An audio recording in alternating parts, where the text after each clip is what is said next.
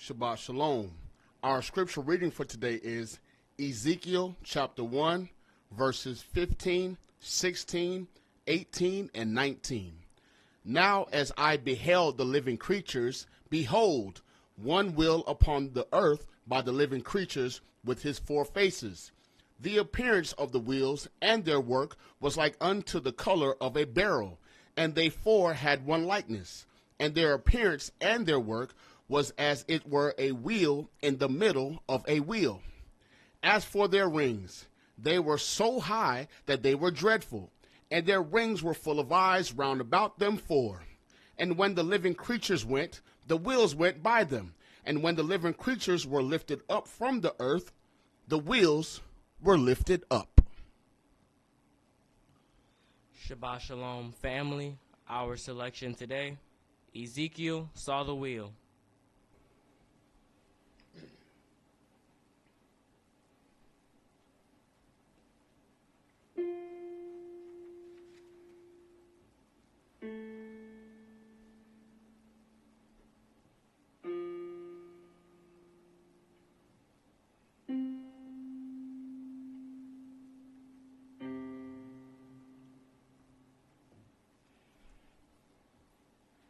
Ezekiel saw the wheel way up in the middle of the air. Ezekiel saw the wheel way in the middle of the air.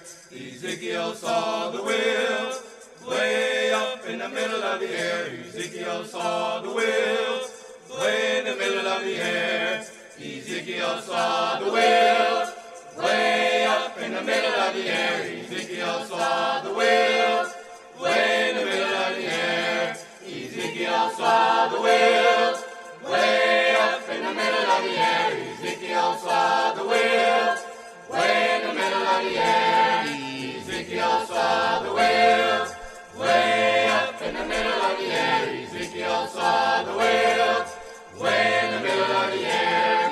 Ezekiel saw the wheel way up in the middle of the air. Ezekiel saw the wheel way in the middle of the air. The big wheel runs by faith, and the little wheel runs by the grace of Yahweh. Wheel in a wheel way in the middle of the air. Better mind, my sister, how you walk on the cross. Way in the middle of the air. Your foot might slip, but your soul be lost. Way in the middle of the air. I tell you, my brother, what a hypocrite will do. Way in the middle of the air. He'll low-rate me and he'll low-rate you. Way in the middle of the air. Well, Satan wears a clubfoot shoe. Way in the middle of the air. If you don't mind, he'll slip it on you. Way in the middle of the air. Ezekiel saw the wheel way up in the middle of the air. Ezekiel saw the wheel way in the middle of the air.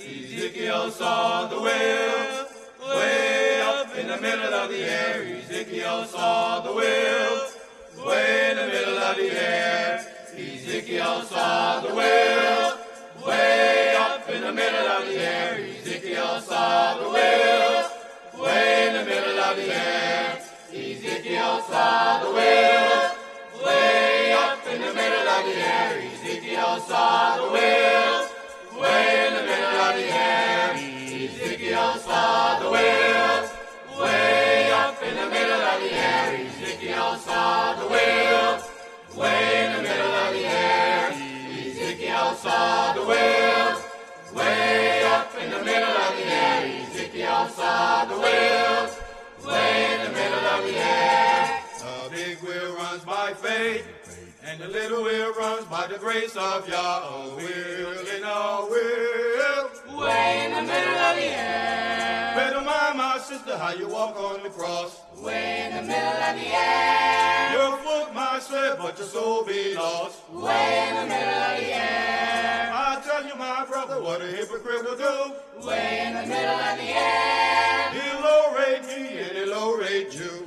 Way in the middle of the air. Well, Satan wears a clubfoot shoe. Way in the middle of the air. If you don't mind, he'll slip it on you. Way in the middle of the air.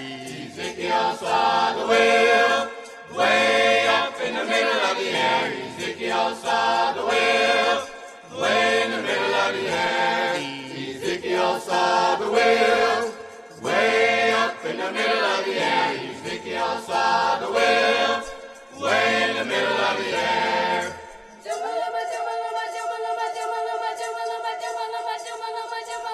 Ezekiel saw the will, way up in the middle of the air.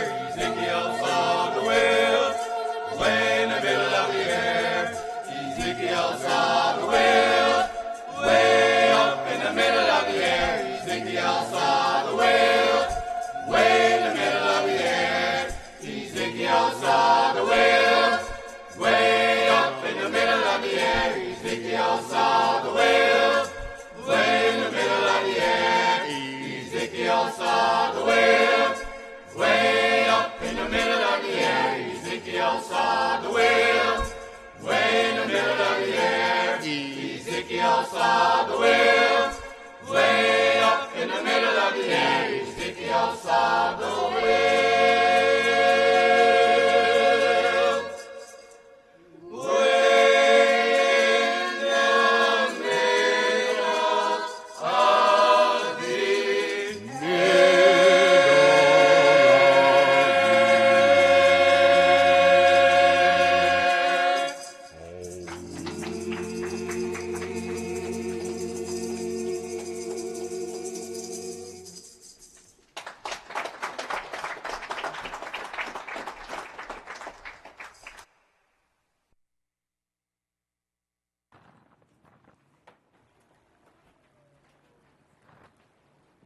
The oracles of the UCI.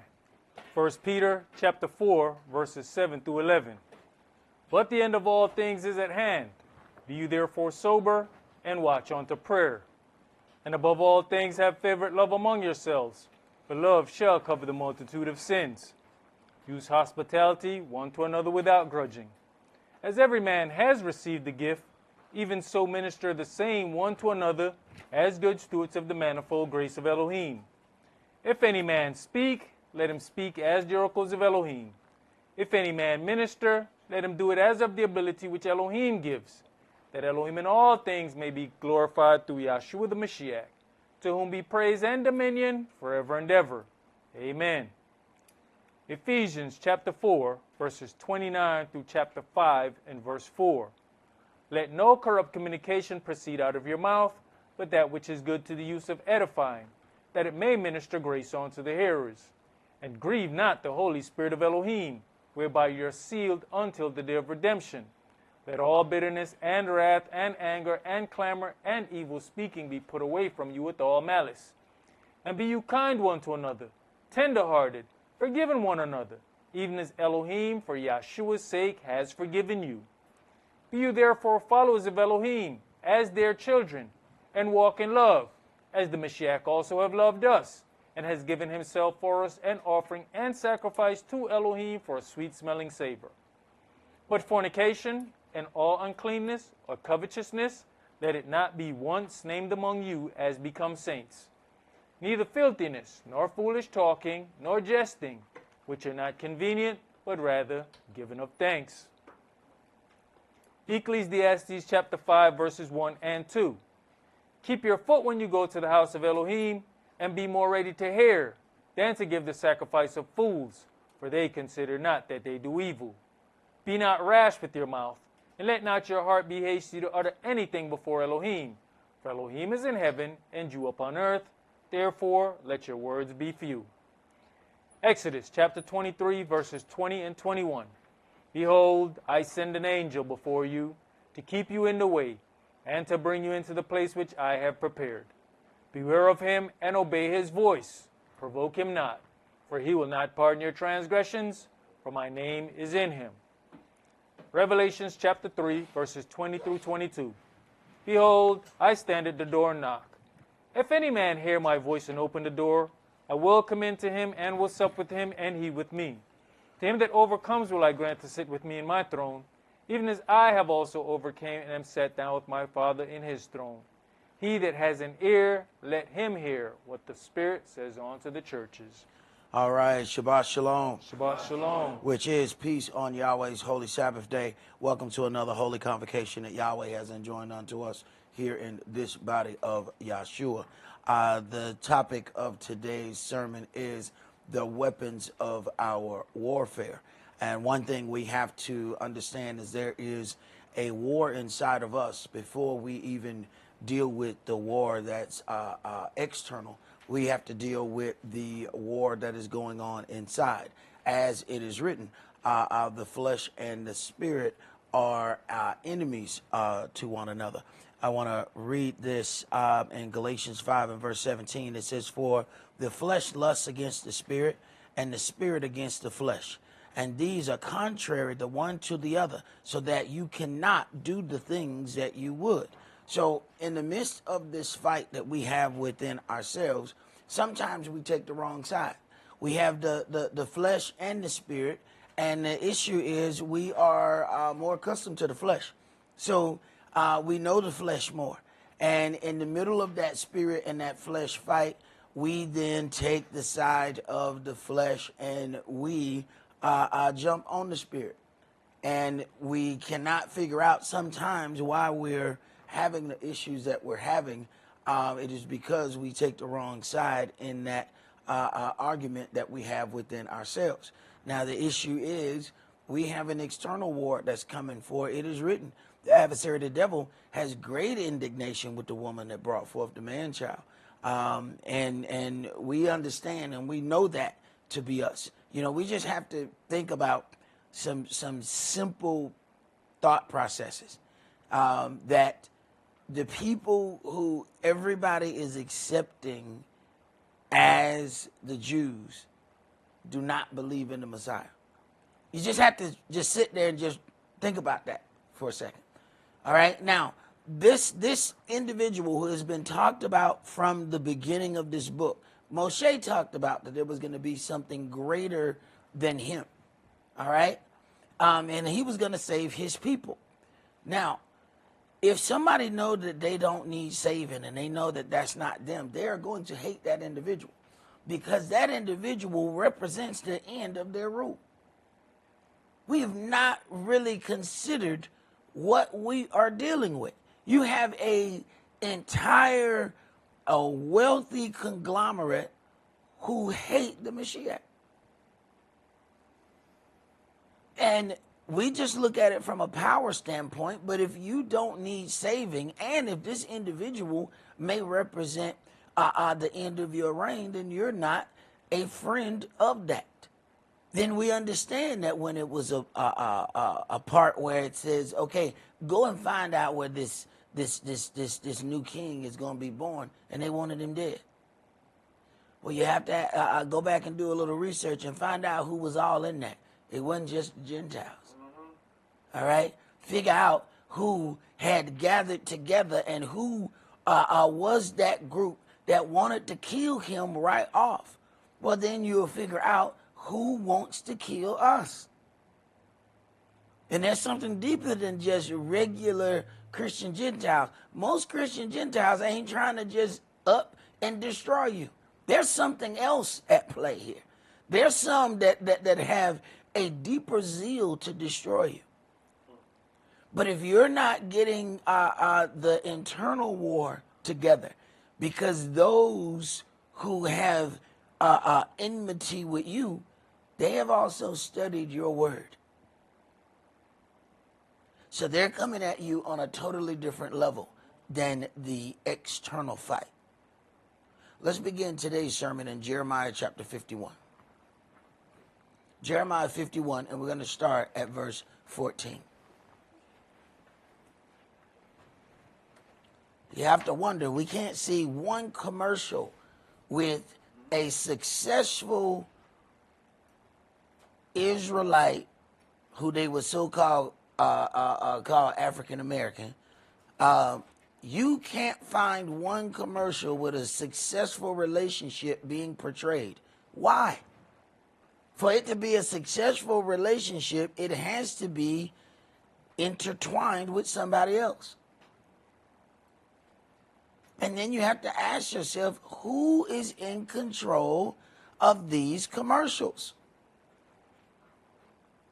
Who is in control of the television? Who controls what we see?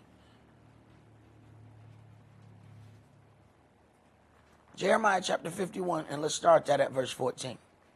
Yahweh of hosts has sworn by himself, saying, surely I'll fill you with men as with caterpillars, and they shall lift up a shout against you. He has made the earth by his own power. He has established the world by his wisdom and has stretched out the heaven by his understanding. When he utters his voice, there's a multitude of waters in the heavens, and he causes the vapors to ascend from the ends of the earth. He makes lightnings with rain and brings forth the wind out of his treasures. All right. The adversary, the devil said, I'm going to be just like the Most High. So what they do? They make them a wind machine. They made them a rain machine. They made fake clouds. We see them all the time. They start spraying the clouds. Guess what? In a day and a half to 2 days, it's going to rain after they put those fake clouds in the sky. So here we have the powers of Yahweh. It says Yahweh has made man upright, but man has made many inventions. He said, I'm going to be just like the Most High. Okay, if he got to be just like the Most High, then he has to create something that mimics the Most High creation.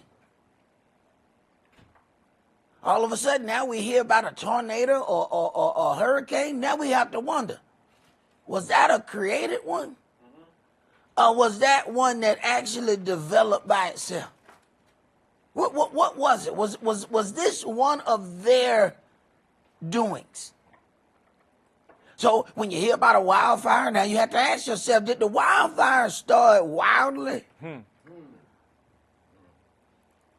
Or did some creation of man start that? Because he got to be just like the Most High. Go ahead. Every man is brutish by his knowledge. Every founder is confounded by the graven image. For his molten image is falsehood, and there is no breath in them. They are vanity, the work of errors. In the time of their visitation they shall perish. The portion of Jacob is not like them, for he is the former of all things. And Israel is the rod of his inheritance. Yahweh of hosts is his name. You are my battle axes and weapons of war. For with you will I break in pieces the nations, and with you will I destroy kingdoms. Now, you have to consider something. If Yahweh says, you are my battle axe and weapons of war.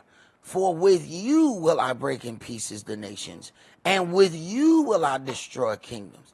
I mean, I don't know if any of y'all, have been, in the military, or you have some weapons. Sometimes you just spend a little time with your weapon, so that you know your weapon pretty good. Sometimes you gotta break your weapon all the way down.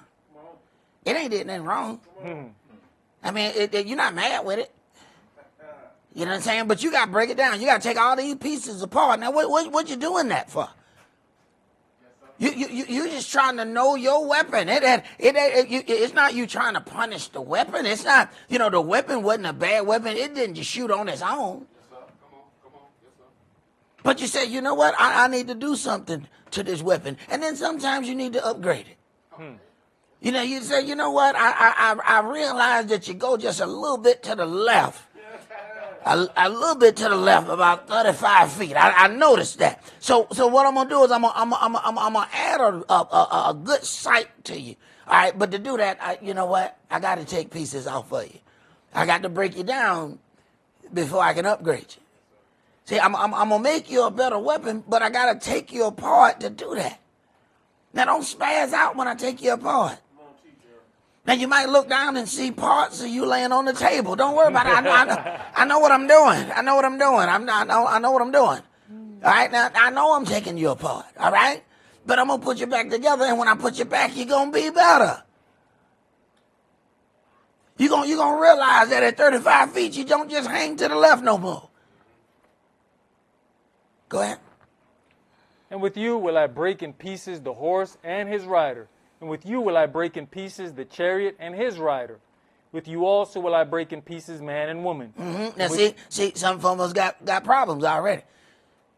See, with you, I'll also break in pieces man and woman. Now see, sometimes the weapon said, well, I'll break a man. But the way Mama raised me, I'm not going to be able to do that. Wait a minute. They're going to raise the enemies that's going to come up and kill your children. So he got to tweak his weapon again. Because now his weapon starting to think back. Now his weapon's starting to think on the last thing you need is a thinking weapon. People keep talking about they're going to come out with these brand new weapons and they're going to be biologically. Let me tell you something. The smarter your weapon, the more problems you're going to have. I don't need no weapon that said, that's a friend. No. That was a friend yesterday. That was a friend yesterday.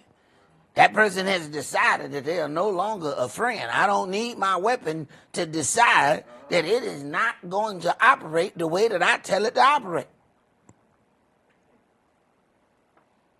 They said, go ahead and destroy this, but no, Yahweh, that's a friend. What if your weapon did that to you? Somebody smiling with you, they ride in the car with you, and they decide, you know what? We finna rob you. And you pull out your weapon, y'all finna have a weapon fight, but your weapon said, that's James from down the block. You got a problem. You got a problem. Your weapon think it's smarter than you. The weapon don't get to decide how the operation goes. You need to understand your role in this. See, we going in it thinking that we the one in control. You the weapon.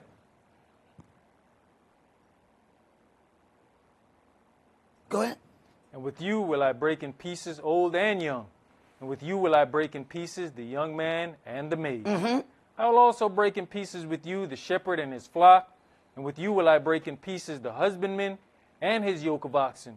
And with you will I break in pieces captains and rulers. Now, you don't sometimes see a problem in that. But you got to understand that in each one of these, there are people who are strict lovers of certain things. Like he says, I'm going to destroy the shepherd and his flock. Wait a minute, you got some pure animal lovers.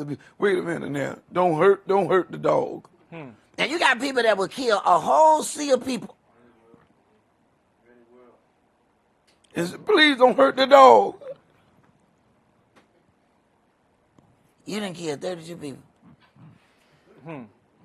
And the dog is the thing that bother you? The dog. The 32 people wasn't even a thought. Just got out of here. But not that puppy. Okay. Go ahead. And I'll render unto Babylon and to all the inhabitants of Chaldea all their evil that they have done in Zion in your sight, says Yahweh. Behold, I'm against you, O destroying mountain, says Yahweh, which destroys all the earth.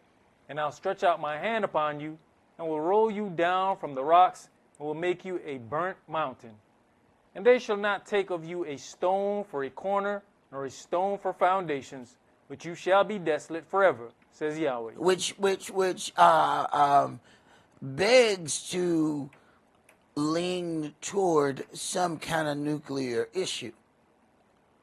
Because, let me tell you something, the Gentiles will go all over the earth to get whatever materials they need to make whatever they want to make.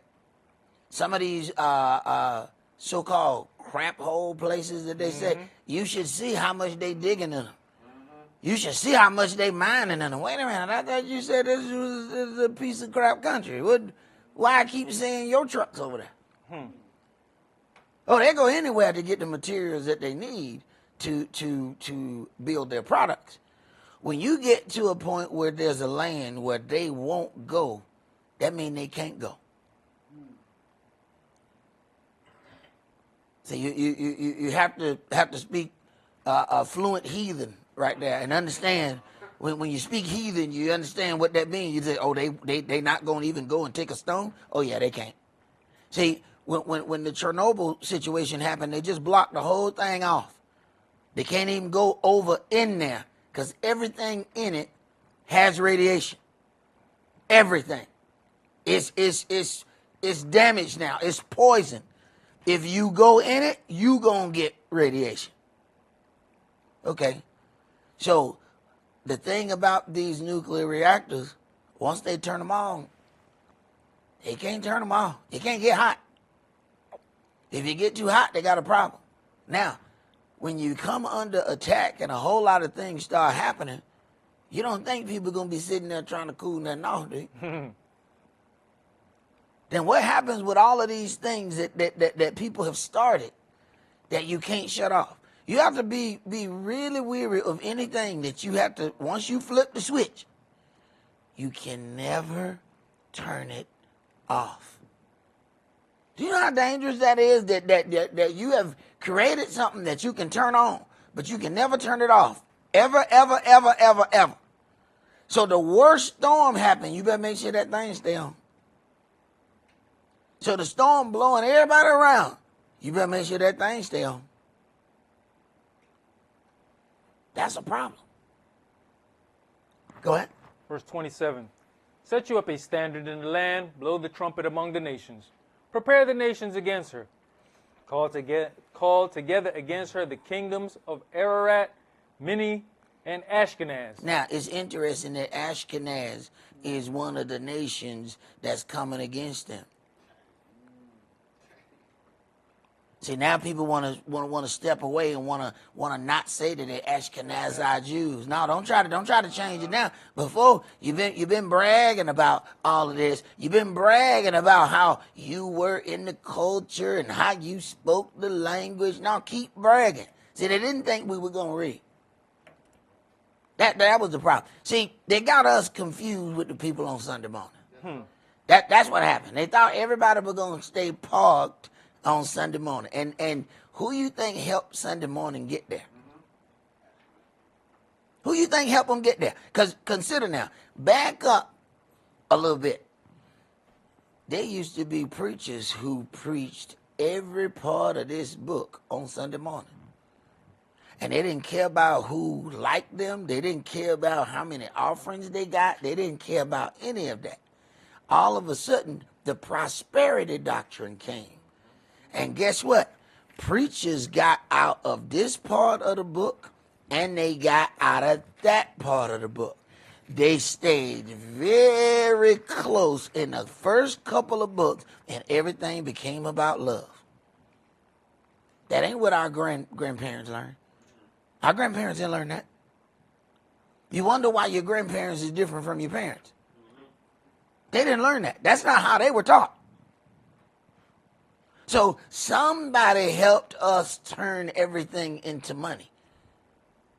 Who was that? Okay.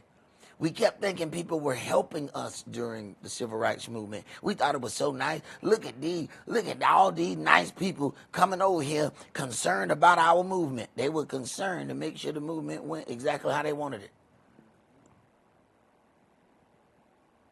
That your power was divided. And that is exactly what ended up happening. Go ahead. Cause the horses to come up as the rough caterpillars.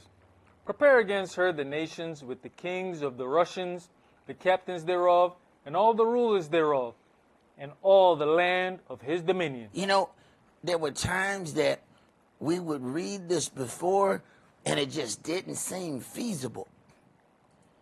Now, every part of this is understood and is feasible.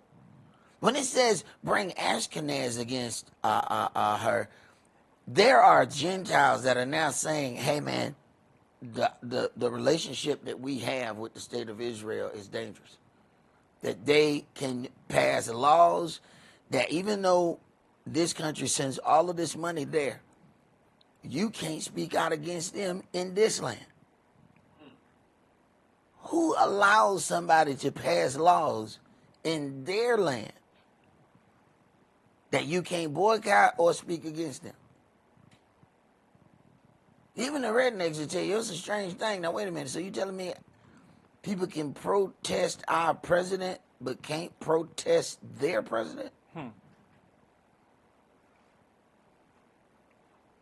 There's something seriously wrong with that.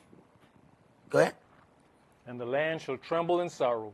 For every purpose of Yahweh shall be performed against Babylon, to make the land of Babylon a desolation without an inhabitant. The mighty men of America have forborne to fight. They have remained in their holes. Their might has failed. They became as women. They have burnt her dwelling places. Her bars are broken. One post shall run to meet another, and one messenger to meet another. Now, what is her flag supposed to be? Stars and bars. Stars and bars. He said the bar is broken. See, there's certain parts that we don't even consider. See, we say stars and stripes. No.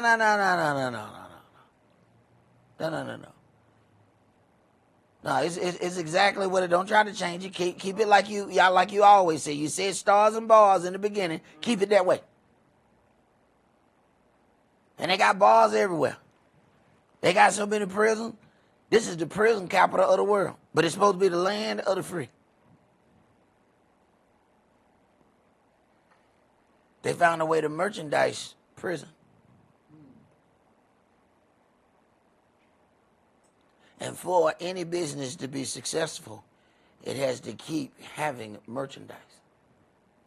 They have decided where they're going to get that merchandise. From the minute they so-called freed us, they had already decided that we were the prison merchandise. Go ahead. To show the King of America that his city is taken at one end, and that the passages are stopped, and the reeds they have burnt with fire, and the men of war are affrighted.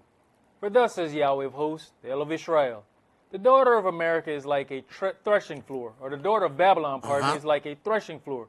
It is time to thresh her, yet a little while, and the time of her harvest shall come. So then we have the whole of Babylon, and then you have the daughter of Babylon. When you consider all of the properties that Britain controls, it is a vast amount of countries that are under it. But then this one was able to revolt like no other that she has ever ruled over. She's never had a situation like this.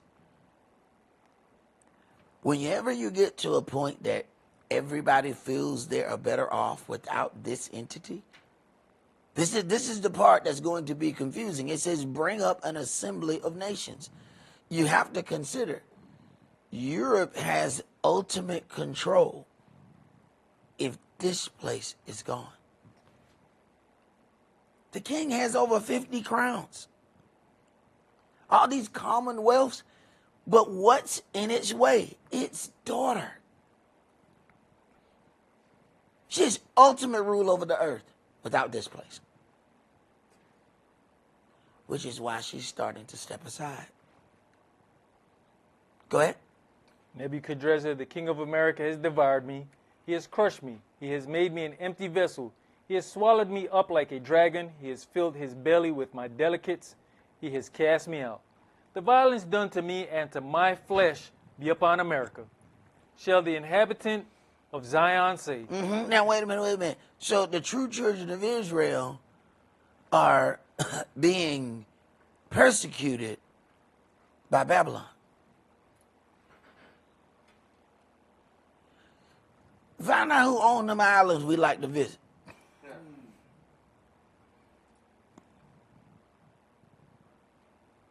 You'll also find out why we have such problems. It used to be, you go to the islands and you find these proud ethnic people. You go there now and the people so bleached. And you're like, did they drop Clorox over this island? What the hell happened? What is wrong with y'all? What happened? Everybody bleaching. What happened? How did the mindset change? How do these beautifully ethnic people all of a sudden want to be something else? Go ahead. You know, Elder, we see things happening on this side, and until somebody tell you about other things in other places, you don't realize. I just talked to a young guy earlier this week. He was telling me he moved back to Jamaica, setting himself up for when gentrification happens, he wants to be in position. So being here, we don't see that gentrification is actually happening in the islands as well. Right. Almost definitely, man. And most of the places, we ended up in prime real estate because people took off. Then they decided, wait a minute, we need to find a way to get that real estate back. And we see the property of a house go up, and we think it's a good thing. You don't understand the plan. They finna take it up so high that you can't pay for it. They're going to take it up so high that you turn around and you miss one of them tax payments. Then they get a $400,000 house for $1,200. Go ahead. And my blood upon the inhabitants of Chaldea shall Jerusalem say. Therefore thus says Yahweh, behold, I'll plead your cause and take vengeance for you, and I'll dry up her sea and make her springs dry. I will plead your cause and take up vengeance for you. He said, oh, no, I got this. See, that takes away the power of us to decide. That takes away the power for us to try to implement our own thing. It takes away the weapon just saying, no, I'm finna shoot now.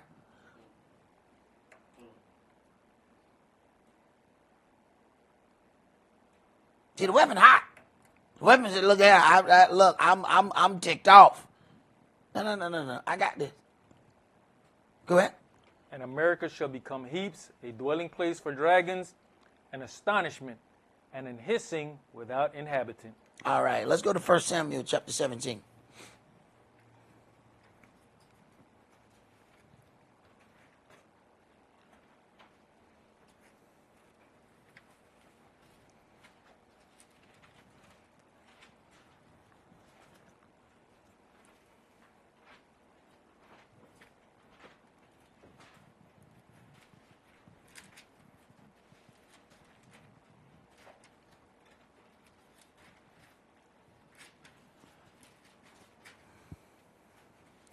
First Samuel chapter 17, and let's start at verse 32.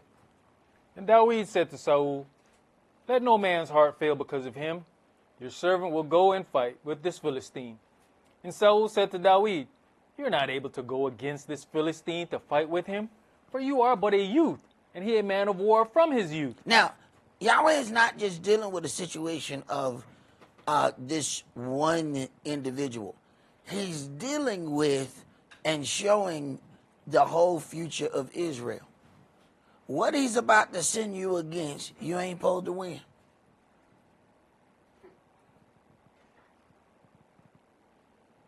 See, we keep looking at something from one aspect, and you can read one thing from 10 to 12 different vantage points. And having read something one time is what gives us the power to lean upon our own understanding. Because we read it and we understand one vantage point. So we think we got that scripture. There's 14 other vantage points to just that line itself. And here you go with your arrogance. Oh, I got that. You ain't even got 10% of that. You got one vantage point. One. If there are 360 degrees, how many degrees did you get when you read it once? How many degrees did you get? Go ahead, pray. And David said unto Saul, your servant kept his father's sheep. And there came a lion and a bear, and took a lamb out of the flock. And I went out after him, and smote him, and delivered it out of his mouth. And when he arose against me, I caught him by his beard, and smote him, and slew him. Your servant slew both the lion and the bear. And this uncircumcised Philistine shall be as one of them, seeing he has defied the armies of the living El. David said moreover, Yahweh has delivered me out of the paw of the lion, and out of the paw of the bear. He will deliver me out of the hand of this Philistine. And Saul said unto David, go, and Yahweh be with you. And Saul armed David with his armor, and he put an helmet of brass upon his head. Also he armed him with a coat of mail. And David girded his sword upon his armor. And he essayed to go, for he had not proved it. And David said unto Saul, I cannot go with these, for I have not proved them. And David put them off him. Now, he had the best weapon because it is the king's weapon. But he says, I have not proved this weapon.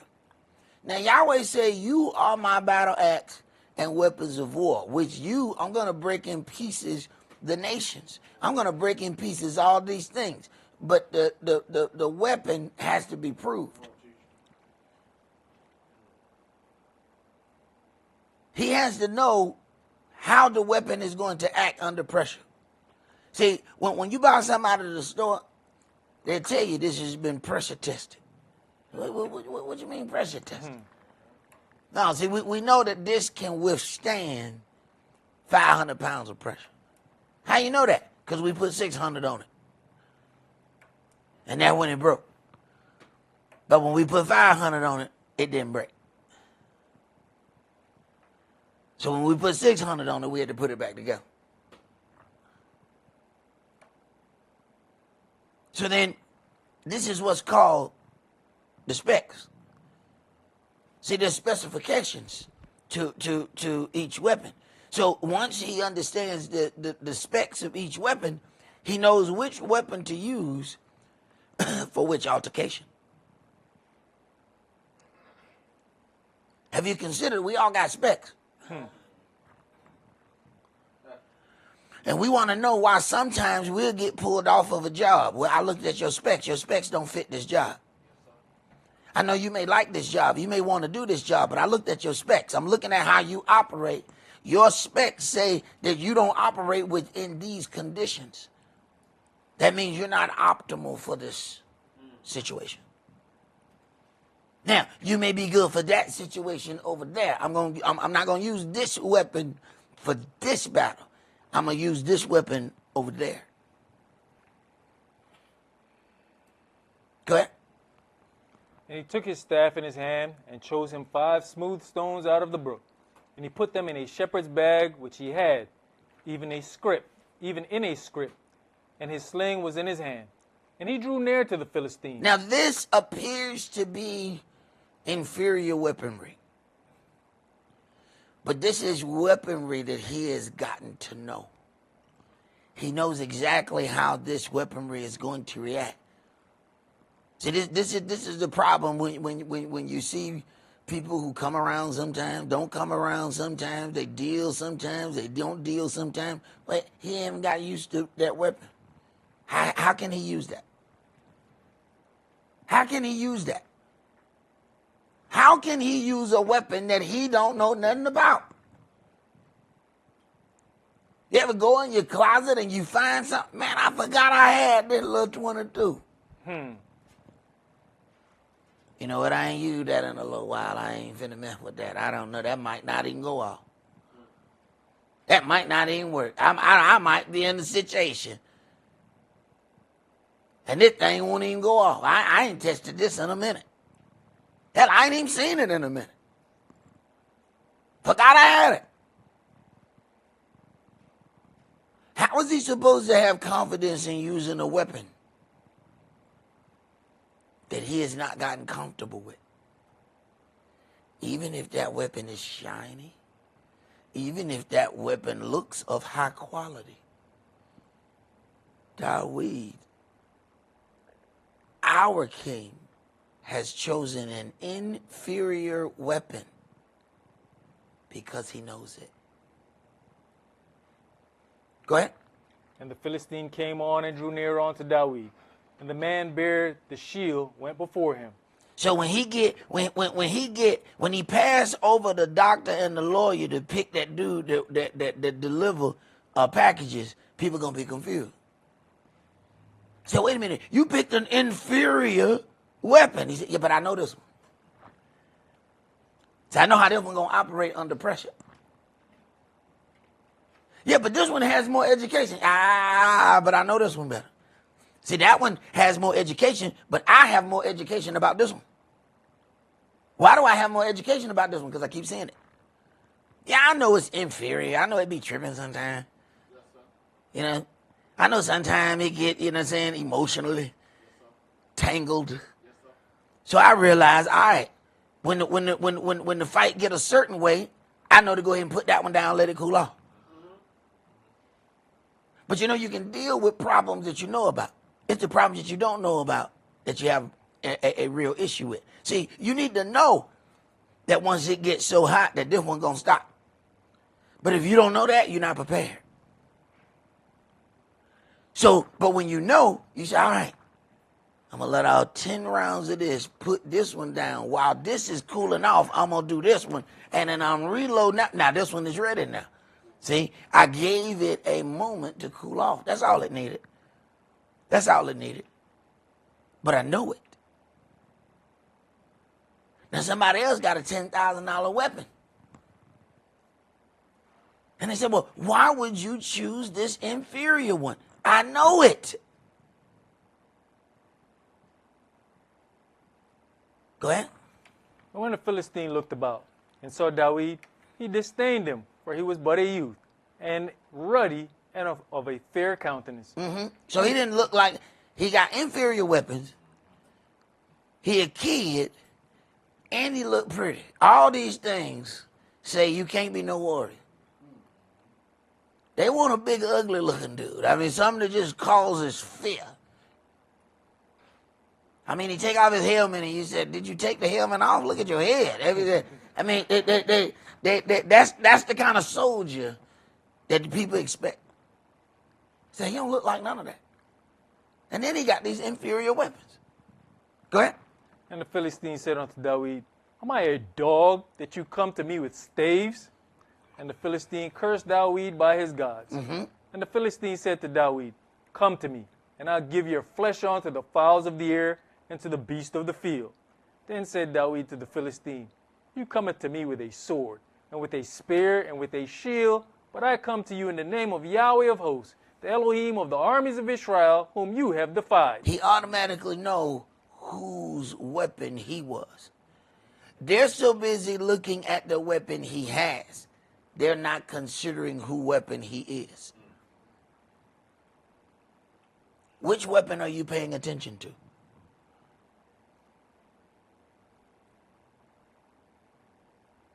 Go ahead. This day will Yahweh deliver you into my hand.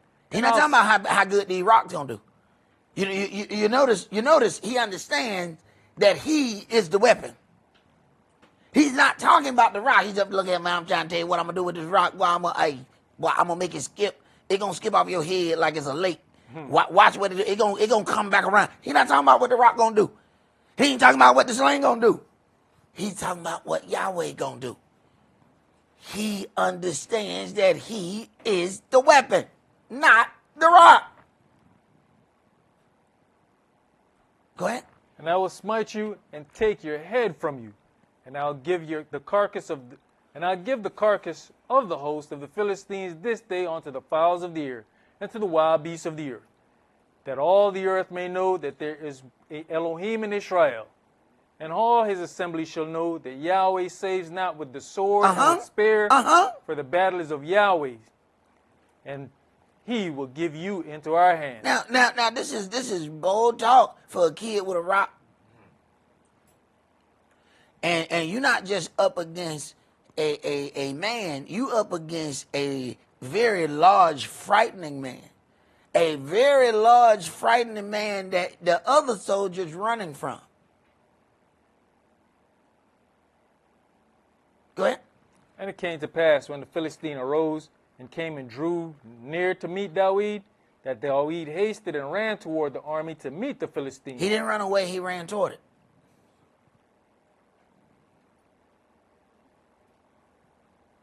Go ahead. And David put his hand in his bag, and took thence a stone, and slang it, and smote the Philistine in his forehead, that the stone sunk into his forehead, and he fell upon his face to the earth. Now, what if he would have just stood there and started throwing? You know, it's different. See, it's different when you just stand there and throw.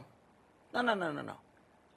He took off. Now, he not only knows how to use this weapon standing still, he knows how to use this weapon in motion. Now, how did he learn that? Go ahead. So David prevailed over the Philistine with a sling and with a stone, and smote the Philistine and slew him. But there was no sword in the hand of David. Therefore David ran and stood upon the Philistine, and took his sword, and drew it out of the sheath thereof, and slew him, and cut off his head therewith. And when the Philistines saw their champion was dead, they fled. You know, it's pretty bold to talk about you going to cut off a head, and none of your weaponry says that you ain't never cut off no head with no stone. You know, that sounds like it's going to take a minute. But he know what the end result going to be. But he doesn't have the weaponry to perform the desired action. Are you afraid if you don't have the weaponry to perform the desired action? How are you going to cut off somebody's head with a rock? Go ahead. And the men of Israel and of Yehudah arose and shouted and pursued the Philistines until you come to the valley and to the gates of Ekron.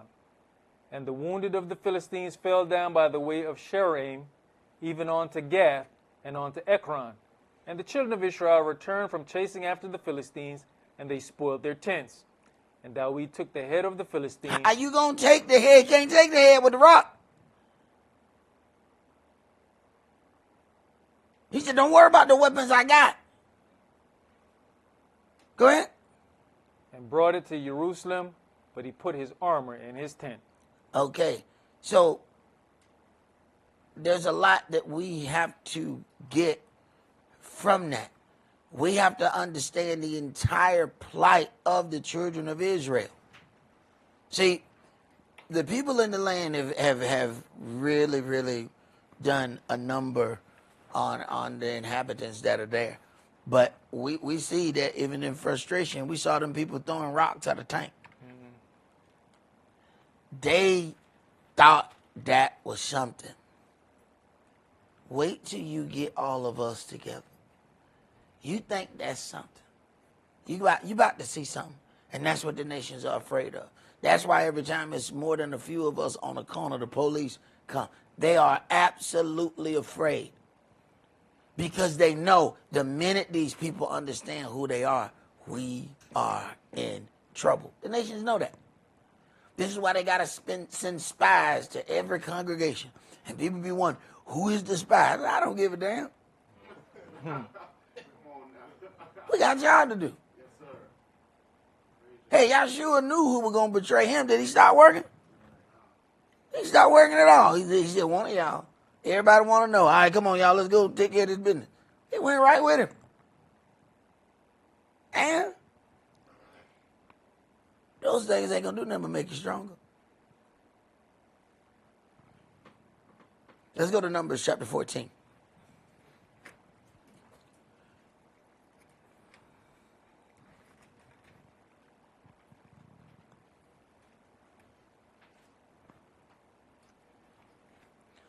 Numbers chapter 14, and let's start at verse 20. And Yahweh said, I have pardoned according to your word. But as truly as I live, all the earth shall be filled with the glory of Yah. Because all those men which have seen my glory and my miracles, which I did in Egypt and in the wilderness, and have tempted me now these 10 times, and have not hearkened to my voice, surely they shall not see the land which I swear unto your fathers, neither shall any of them that provoke me see it. He has decided this weapon is not worthy. I have attempted to use this weapon over and over and over, and it has kept failing me. I'm done with this one. This one is going to be buried in this wilderness. I'm going to dig a hole, and I'm going to put this weapon in the hole. Meanwhile, I'm making new weaponry. But I will use my old weaponry to make my new weaponry. So I'm going to have to melt this down. And I'm going to make something else out of it. Go ahead. But my servant Caleb, because he had another spirit with him, and has followed me fully, him will I bring into the land whereunto he went, and his seed shall possess it. Now the Amalekites and the Canaanites dwelt in the valley. Tomorrow turn you and get you into the wilderness by the way of the Red Sea. And Yahweh spake unto Moshe and unto Aaron, saying, How long shall I bear with this evil congregation, which murmur against me? I have heard the murmurings of the children of Israel, which they murmur against me. Right. I don't like this. I don't like that. Why we got to do this like this? Why can't we do this like that? Why we got to go over here? Why we can't go over there? Why I got to wear this? Why I can't put this on? Why I can't leave these out? Why you want to leave those out? Right. Go ahead. Say unto them, as truly as I live, says Yahweh, as you have spoken in my ears, so will I do to you. Your carcasses shall fall in this wilderness, and all that were numbered of you, according to your whole number, from 20 years old and upward, which have murmured against me, doubtless you shall not come into the land, concerning which I swear to make you dwell therein. We just find creative ways to murmur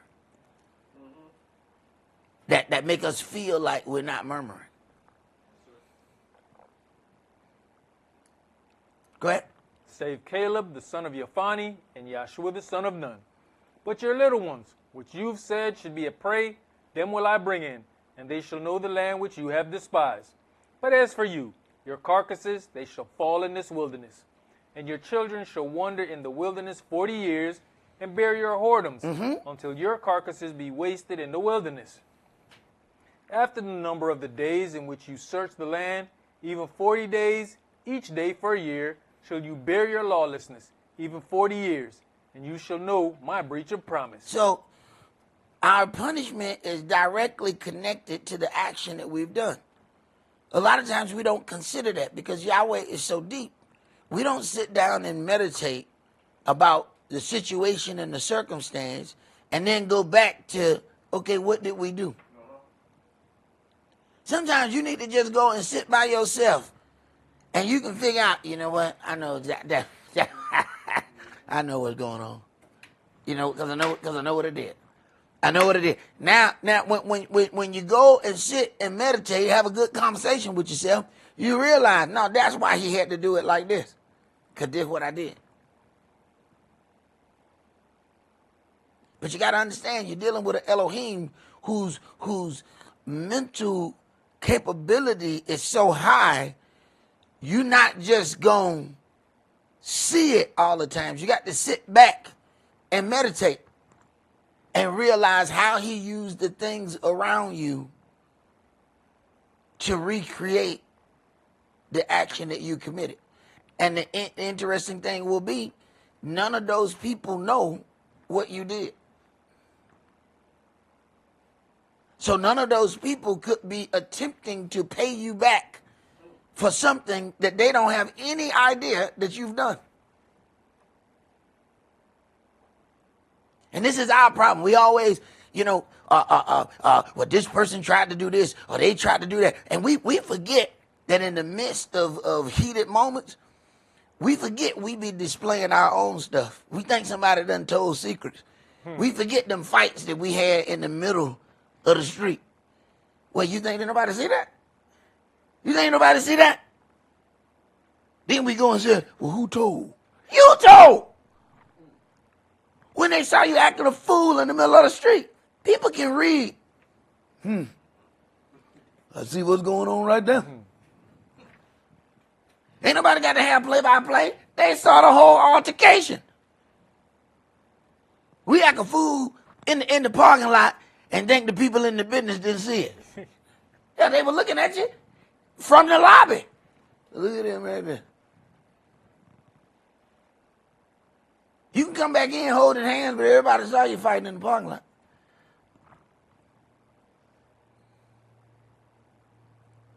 And we forget, before there were movies, there were silent movies. What do you think they did with silent movies? Huh? They looked at the actions and they figured out what was going on by the movement. So, folks sitting in the lobby and looking out the window, and they looking at the movement. They're, oh damn! I know what happened last Thursday. I know what happened last Thursday. You see the way in which? Oh yeah, look at that. And the head. Oh yeah, with the head movement. I know that one. Yeah, I haven't seen that one before. I know what that is. Okay, they ain't got to know. They looked at the movements and they know everything that happened. We keep forgetting that we've made these displays. So we think somebody done told on us. Who told my business? You told your business. Okay. Where we at, Bree? Verse 35. All right, go ahead. I, Yahweh, have said, I will surely do it unto all this evil congregation that are gathered together against me. In this wilderness they shall be consumed, and there they shall die. And the men which Moshe sent to search the land, who returned and made all the congregation to murmur against him by bringing up a slander upon the land, even those men that did bring up the evil report upon the land, died by the plague before Yahweh. But Yahshua the son of Nun and Caleb the son of Yophani, which were of the men that went to search the land, live still. All right, so he said, out of all these, I'm going to keep 2 weapons. It's 2 weapons that have stood the test of turmoil. They passed the pressure test. So he's going to have a bunch of young weapons and 2 old ones. Okay. All right. Let's go to Judges chapter 3.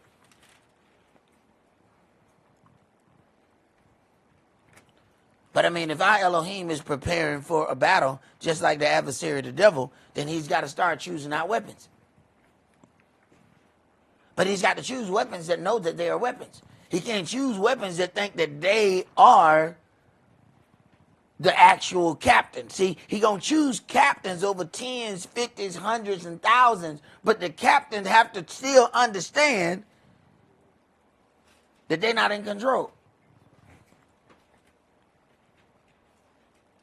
The captains have to still understand that they are weapons.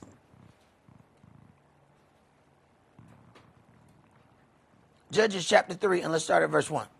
You know, Elder, you're talking about pressure tests. Most of us, when we're looking into weaponry, we're also looking at the field testing of the weaponry. Right? But we ourselves don't want to be field tested. No, we don't want to be field tested. We want to be field approved. Without being field tested. We want to be visually inspected. You know, look at this. Look at these. Watch how I do that. Man, that's nice, but I ain't seen you under no pressure, though. You know what I'm talking about? I ain't seen you under no pressure, though. You know what I'm saying? I mean, you look good in the window. You look damn good in the window. And that's what we like to do. We like to go window shopping. And we like to look at things in the window. But you find out, you know, and I had to find this out the hard way. You know, that stuff in the window fit that mannequin. I found that mannequin has no negroidal features. I found out he has no negroid. He's not helping at all. You get stuff and boy, it looks so good on that mannequin, and they say it's a certain size, so you said that should fit. And then you realize that mannequin didn't have no ass. Because the way this is ripping right up the back and the whole time. Now you look good up here, but the whole time you look like you're dancing. And they said, "Where you going?" But you're trying to get that out of there. Because the mannequin didn't have that. The mannequin, he didn't have negroidal features. He didn't have that. So you find out you should have probably used that fitting room. Now, see, that's one thing you got to give it to. Women believe in using the fitting room. Men, we eye test. Yeah, that's good. Hold on. Our favorite one. Yeah, that's it. We didn't think about depth. You know what I'm saying? We didn't think about depth. We check one way. Yeah, that's it. This is how you know this is going to be a bad night. We check everything just like that right there. That's it. Pull it down, go down, it's going to fit. All right, but you're going to have a problem. That thing is this deep. Now, when you try to put your yay deep self in this here deep shirt, you about to have a problem. And this is that part where your woman just said this when you learn body language. And you know what she said? You know what? I'm going to let him do it. Because I'm tired of telling him. I'm tired of telling him they have a fitting room for a reason. You know what? Go ahead and get it. Go ahead and get it. Yeah. Yeah. And you realize that her head shake more than it should. You ain't got to do this one time to say yes. Why her head keep moving? When her head keep moving, see, this is the way you learn about body language. No, she don't really mean yes. It doesn't move too many times. She like, I'm going to show this one. He going to find out today. We'll be back in this store tomorrow. That's all right. And then I'm going to get that. Go ahead, Prince. Judges chapter 3 and verse 1. Now these are the nations which Yahweh left to prove Israel by them, even as many of Israel as had not known all the wars of Canaan. Only that the generations of the children of Israel might know, to teach them war, at the least such as before knew nothing thereof. Namely, 5 masters of the Philistines, and all the Canaanites, and the Zidonians, and the Hivites that dwell in Mount Lebanon, from Mount Baal-Hermon on to the entering in of Hamath. And they were to prove Israel by them, to know whether they would hearken unto the commandments of Yahweh, which he commanded their fathers by the hand of Moshe. So he didn't just give you some commandments and then just step back. He said, no. Let's let that be a pressure test. All right. It says he left these nations around them. What is pressure? If you in the middle and the nations are surrounded and they all believe something different, what is he doing? He pressure tested. And some of us take off running. Every time, as soon as we feel the pressure, we run. We're taking out running. You can see, what happened? Wait, what happened? They felt the pressure. He is trying to get you pressure tested, and every time you feel the pressure, you take off running. Go ahead. And the children of Israel dwelt among the Canaanites, Hittites, Amorites, and Perizzites, and Hivites, and Jebusites. And they took their daughters to be their wives, and gave their daughters to their sons, and served their gods. And the children of Israel did evil in the sight of Yahweh, and forgot Yahweh their Elohim, and served Baalim and the groves. Therefore the anger of Yahweh is hot against Israel, and he sold them into the hand of Cushan-Rishathaim, king of Mesopotamia, and the children of Israel served Cushan-Rishathaim 8 years. So wait a minute. He put the pressure around you, but then when you succumbed to it, he was angry. He expected more from you.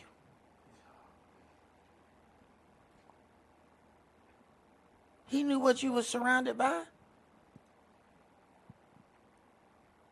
Wait a minute. So then he put them women right around there, knowing that you were going to say, man, that's different kind of chicken. How you cook that chicken? What, is it called that pollo? What is that? I'd like some pollo. I'd like some pollo. Yeah, what is that sauce you put on that? Is that sauce? Yeah. He put you right there. He said, all right, let me see what you're going to do. And we did not pass. We did not pass. We did absolutely horrible. All right, read. And when the children of Israel cried unto Yahweh, Yahweh raised up a deliverer to the children of Israel, who delivered them, even Othniel, the son of Kenaz, Caleb's younger brother. And the Spirit of Yahweh came upon him, and he judged Israel and went out to war. And Yahweh delivered Cushan-Rishathaim, king of Mesopotamia, into his hand. And his hand prevailed against Cushan-Rishathaim. Now, you then see verse 11, and the land had rest 40 years. And Othniel, the son of Kenaz, died. Okay, each time Yahweh is angry with the children of Israel, he puts them into slavery. Folks don't want you to read this book because they don't want you to draw and connect these lines. Not once did Yahweh get so angry with Israel that he threw them in any kind of chambers of gas. He didn't do any of these other things. What he did was he sent them into slavery over and over and over. This entire book is 430 years of captivities, proving how Yahweh deals with the children of Israel. But folks don't want you to read that. They want you to stay in the New Testament and talk about prosperity. But if you go through this, you're going to understand how your Elohim offers punishment. And when people realize that they don't have any connection to this, they have to make you feel sympathy for them from some other struggle.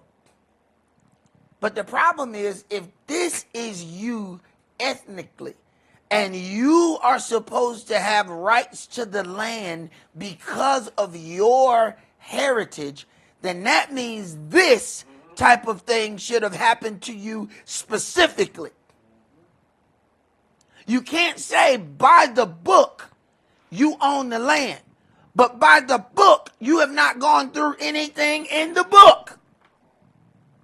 How can the land be yours by the book, but you are not you by the book?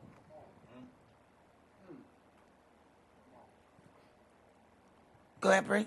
You know, Elder, earlier you were talking about making a new weapon out of your existing and older weapon. Uh-huh. And then we see here comes Othniel, who is Caleb's younger brother. Uh-huh. So wouldn't then Caleb have passed on influence to his younger brother? Of course he would. Verse 12. And the children of Israel did evil again in the sight of Yahweh. And Yahweh strengthened Eglon, the king of Moab, against Israel, because they had done evil in the sight of Yahweh. Now, the key phrase that you're going to read over and over, verse 12, and the children of Israel did evil again. That right there, that is one of those things you can record so you ain't got to keep saying it. And the children of Israel did evil again. And the children of Israel did evil again. And the children of Israel, you can go ahead, you can just make a scratch in that record and just make it keep jumping. But you can also make, and he sold them into the hand. You can also put that there too. See? But the people who declare that they are this, that, and the third, they can't even tell you how they got to the land that they came from. And it wasn't no captivity. If Yahweh constantly sells the children of Israel when they are disobedient, how did you get in that land? To come from that land to say that you have rights to this one. How did you get there? Because it should have been some kind of captivity that led you there. You should have already been in chains. You should have arrived in chains. But that's not how you got there. So now we have a problem. We either going to believe the book or we are going to believe wives' fables and folklore. Go ahead. And he gathered unto him the children of Ammon and Amalek, and went and smote Israel and possessed the city of palm trees. So the children of Israel served Eglon, the king of Moab, 18 years. Here we go again. Another slavery.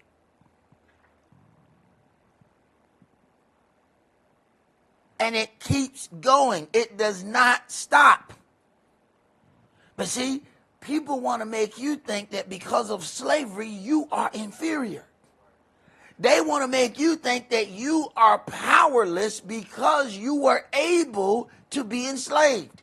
You were able to be enslaved because it was his punishment against you. But people have to play mind games with that so that you will feel a certain way about yourself. But you see what happened? Every time the children of Israel stand up correctly, he raised up a deliverer. Wait a minute. A savior. Wait a minute. Israel has constantly dealt with saviors. Why is it a big deal that there's a savior talked about? Wait a minute. This entire book is all about saviors. There's a savior that keeps coming. Israel does wrong. Israel goes into slavery. Then there's a black Messiah. Israel does wrong. There's slavery. Then there's a black Messiah. Israel does wrong. Israel goes into slavery. Then there's a black Messiah.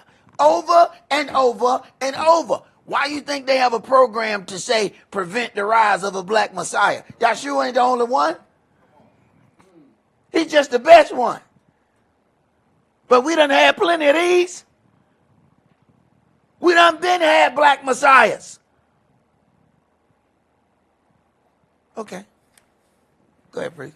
Verse 15, but when the children of Israel cried unto Yahweh, Yahweh raised them up a deliverer, Ehud, the son of Gera, a Benjamite. When the children of Israel cry unto Yahweh, then a savior is given. But something got to make us cry, y'all. But when we cry, our Savior comes. So it's a reason why other people can't relate to this. They don't need a Savior. They've never had a Savior. None of this makes any sense to them. It only makes sense to the people who really are of the book. Let's go to John chapter 15.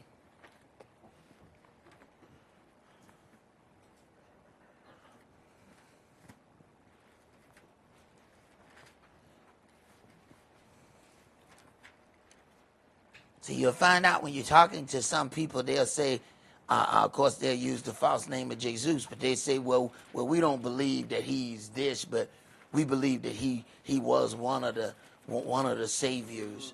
That he and you wonder, why would they say one of? Because some of these people have gotten in this book and said, wait a minute, Israel has had many saviors.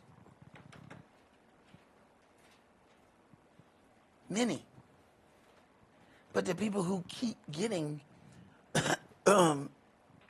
into a situation of slavery has to be saved out of that slavery some way. And it has been our entire existence here on the earth. We were created to be servants. Either you're going to serve him or you're going to serve your enemies. But you are going to fulfill the purpose by which you were created. You're going to serve something. Now you figure it out. What you going to serve. But damn it, you were created to serve and you're going to serve.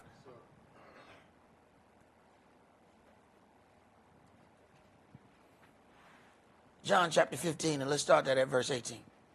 If the world hates you, you know that it hated me before it hated you. If you were of the world would love his own. But because you're not of the world, but I have chosen you out of the world, therefore the world hates you. And you know, we go around all day trying to get people to like us. All day. Telling people stuff, doing things, hoping they'll like you. And they saw your spirit before you got all the way out the car. The way you stepped out the car said that you was not happy to be with Satan. So you can tell the people who really down with Satan and the people that say, well, you know, I'll just kick it with Satan tonight, but I'm going back. Oh, they recognize you. They recognize, they say, you know, he's not fully into this. You think you fooling them. You ain't fooling them. They know you ain't on Satan's team. But you still trying to get them to like you. They ain't going to like you. They may tolerate you. They may put up with you. But they ain't never going to like you.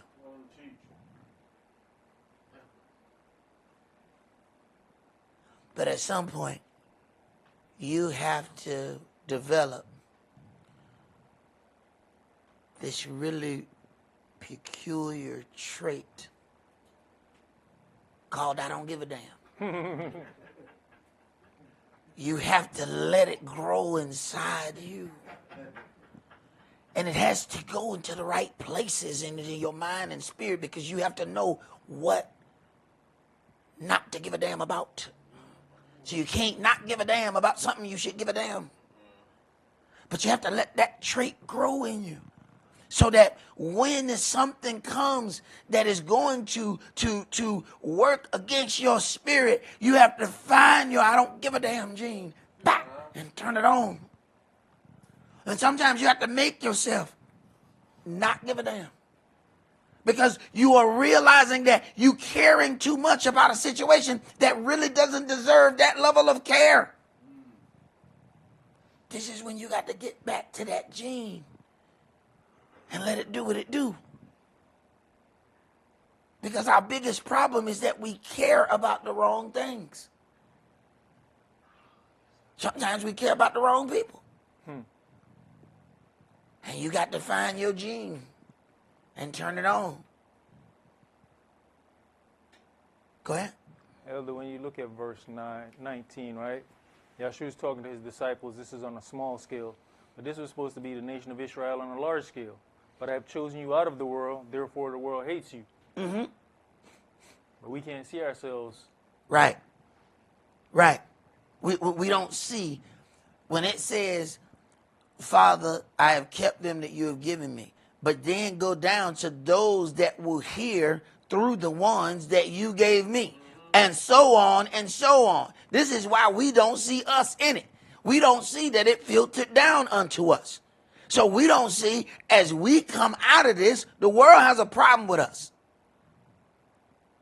But we still want to be accepted by the world. So now here comes that flesh and the spirit, that war that's inside of us. So now we want the spirit, but then we side with the flesh against the spirit. Go ahead.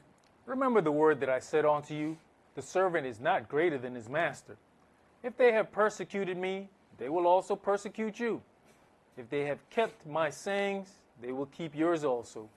But all these things will they do unto you for my name's sake, because they know not him that sent me. If I had not come and spoken unto them, they had not had sin, but now they have no cloak for their sin.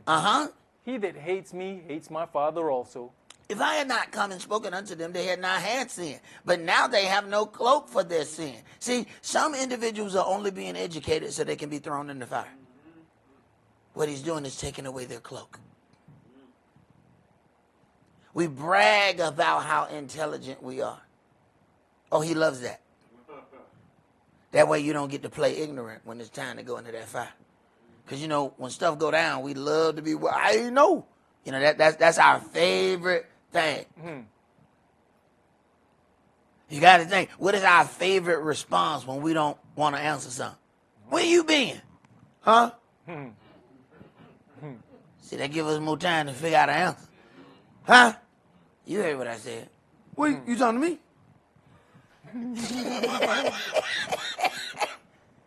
Yeah, okay, right. No, he said, no, you're too smart to play dumb. You have no cloak for your sin.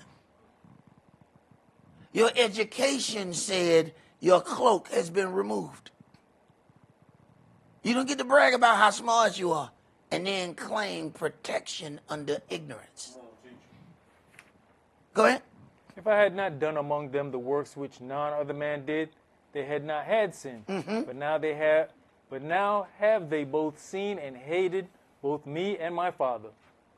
But this comes to pass, that the word might be fulfilled that is written in their law, they hated me without a cause. But when the Comforter is come, whom I will send on to you from the Father, even the Spirit of truth, which proceeds from the Father, he shall testify of me. And you also shall bear witness, because you have been with me from the beginning. All right. And you also shall bear witness because you have been with me from the beginning. I told you, he will not be fooled by these Johnny-come-latelys who just start all of a sudden using the name of Yahweh and Yahshua. Don't think he's going to be fooled by that. He know who was there from the beginning. See, he not like man. He not going to turn on his day ones. See, he know who his day ones are. He know who used his name when it wasn't popular. All of a sudden now, his name in Christian songs. What? What? Y'all know the name now? Oh, look at that. Isn't that cute? Ain't figured out the Sabbath yet, but you know his name. Okay. All right. I see what you're doing. Got shirts with his name on it. What? That's what we're doing now? Okay. But he know who his day ones are. He know who suffered because of his name. See, you don't suffer because of his name when the name becomes a fad. You suffer because of his name when you the one using the name before everybody else. When it ain't the fad. Oh no, when it's a fad, you ain't suffering. Now they benefiting from somebody else's labor. See, it ain't no different than wearing a jersey. When I put on my Deion Sanders jersey, I ain't ran down damn field. I don't know what it's like to have them toe issues he got. I don't know what it's like to have them shoulder problems because he got the tackle a gargantuan man running full speed. I don't know what that is, but I tell you what. I get some of his glory when I put on that jersey. I'm weighing into some of the work that he did. Ain't no different. These folk put on your God name and walk around, and they boasting in your labor. That's what they're doing. They're wearing throwbacks. That's all they did. That's their jersey. I said, oh, okay, I see you got that Yahshua #1. Look at that. Okay. I said, that's a throwback, ain't it? Okay. I see what you're doing. I see what you're doing. But they ain't ran down damn field. They didn't get persecuted for using that name. They didn't get persecuted for walking in that culture. They didn't get persecuted for changing their way of dress. They didn't go through any of that. They just put the jersey on. But understand, I just put the jersey on when I'm going to the game. After that, the jersey comes off. Same thing they doing. All right, where we at? Revelations chapter 2. Let's go. Revelation chapter 2, and we're going to start that at verse 1. See, they just putting on the jersey because they going to the game. But they going to come off.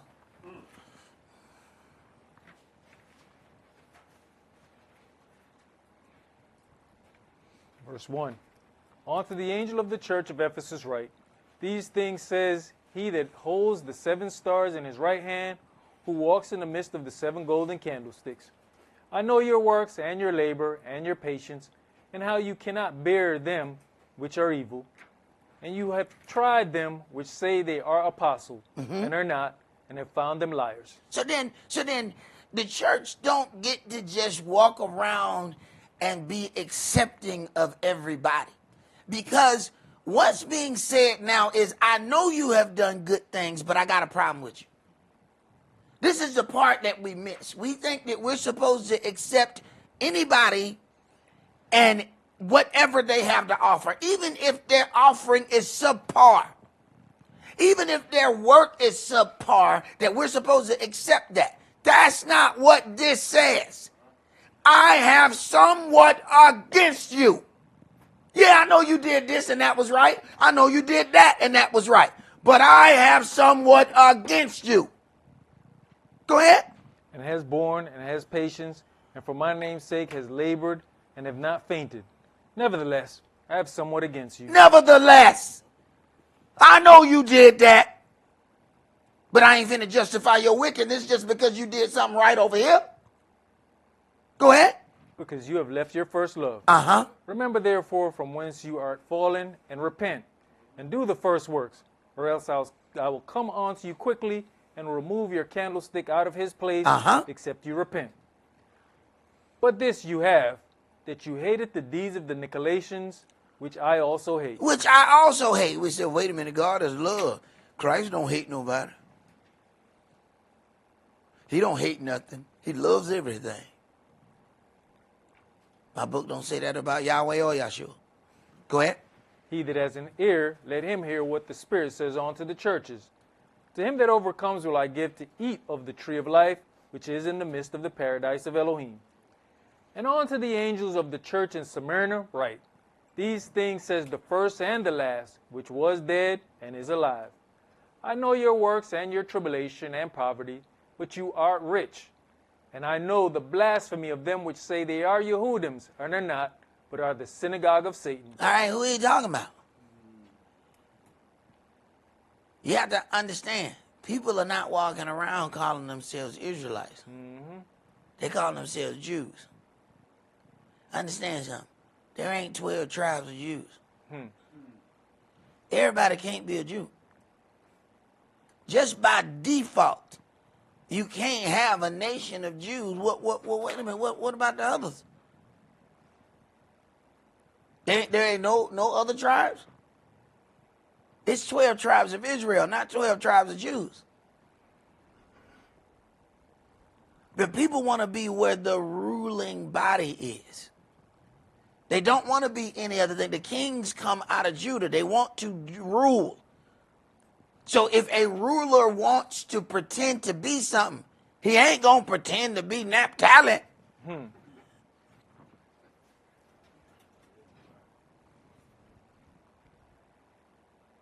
Even though people want to claim to be the rulers of the priesthood, they ain't even saying they Levi.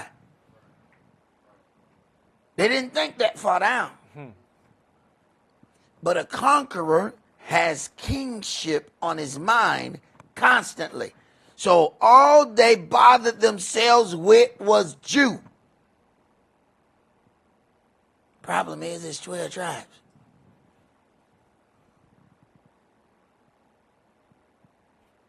And Yahweh calling all his family home, not one.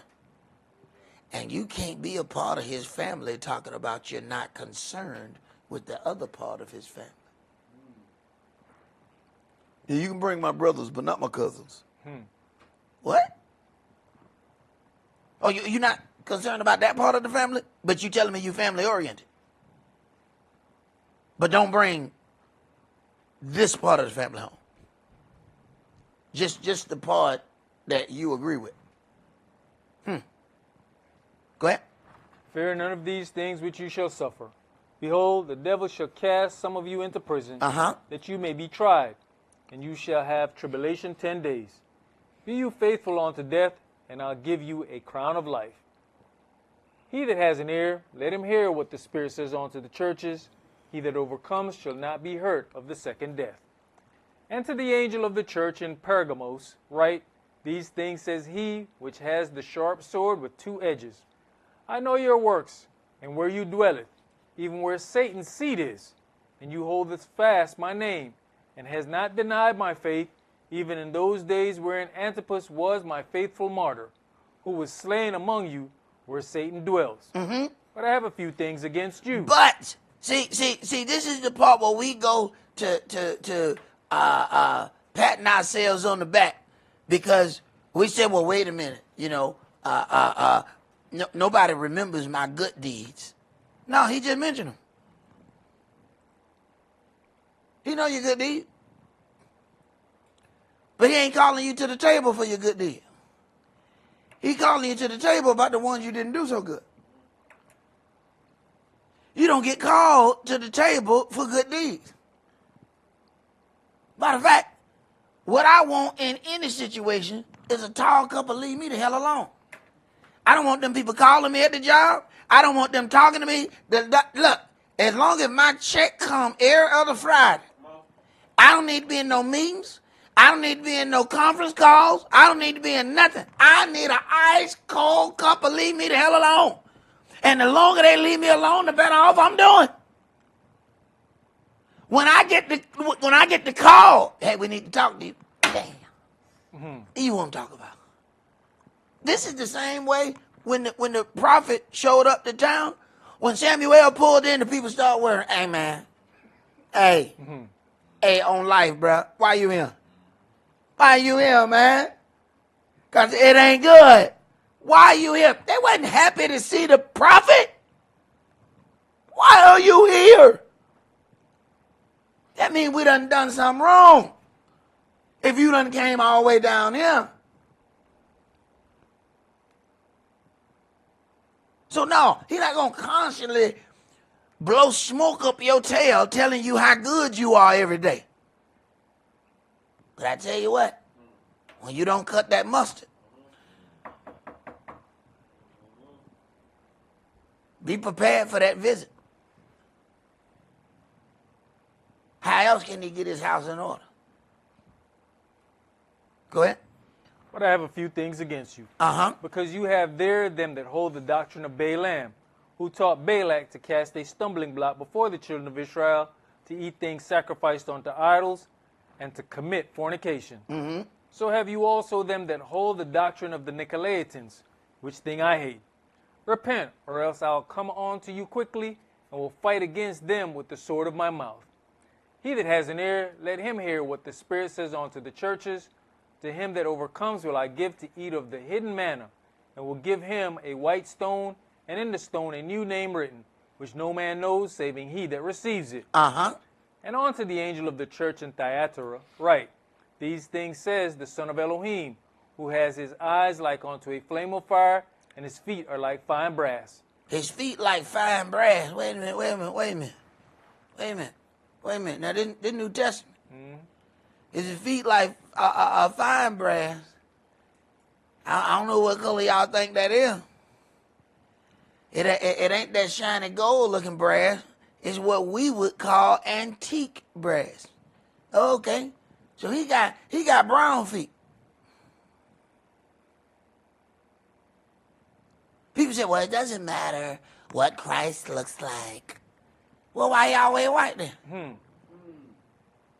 Why I ain't never seen Chinese Jesus? What about Indian Jesus? Why you give me Indian Jesus? I mean, well, I might want to see Indian Jesus one day. Y'all don't never make no other. He ain't never nothing but white. If it don't matter, why y'all always look the same color? What about African Jesus? Where he at? Okay. I see that's a trick statement. It don't matter as long as he look like that. But who is this with these feet like brass? And even one part, it said as if they burned in a furnace. Maybe that's why some people don't do foot washing. Because at some point, you're going to wash some feet and realize, these don't look like they burned in the furnace. Right. Go ahead.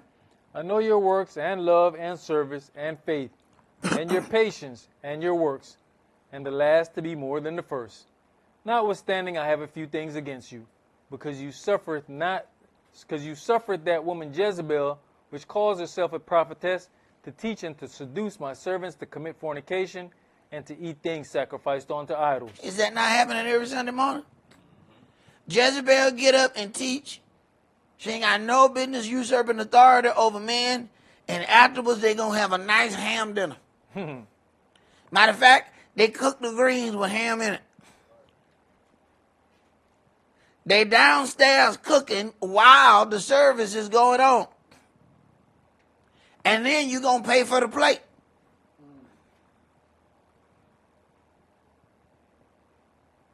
I mean, we were breaking everything, and we felt so holy. Go ahead. And I gave her space to repent of her fornication, and she repented not. Behold, I'll cast her into a bed, and them that commit adultery with her into great tribulation, except they repent of their deeds. And I will kill her children with death, and all the churches shall know that I am he which searches the reins and hearts, and I'll give unto every one of you according to your works. But unto you, I say, and unto the rest in Thyatira, as many as have not this doctrine, and which have not known the depths of Satan, as they speak, I will put upon you none of the burden, but that which you have already hold fast till I come. And he that overcomes and keeps my works unto the end, to him will I give power over the nations. And he shall rule them with a rod of iron, as the vessels of a potter shall they be broken to shivers, even as I received of my Father. And I'll give him the morning star. He that has an ear, let him hear what the Spirit says unto the churches. All right, let's go to Job chapter 19.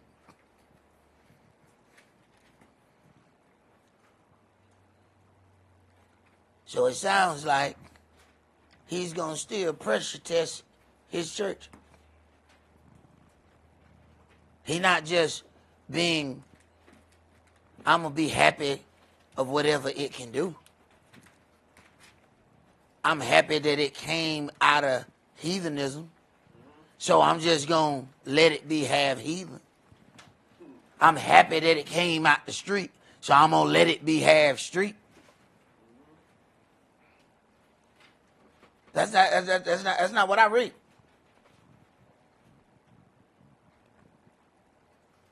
Job chapter 19, and let's start at verse 1. Then Job answered and said, How long will you vex my soul and break me in pieces with words? These 10 times have you reproached me. You're not ashamed that you make yourself strange to me? And be it indeed that I have erred, mine error remains with myself.